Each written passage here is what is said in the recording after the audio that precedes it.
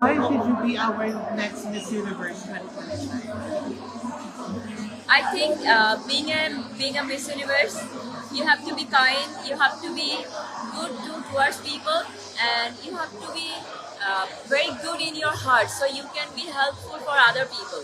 So that's why I started my work from 2016 as a chief advisor of Rising Star Charity.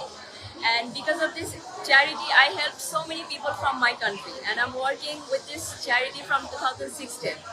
And I believe Miss Universe is a big platform where I can use my voice and I can help people.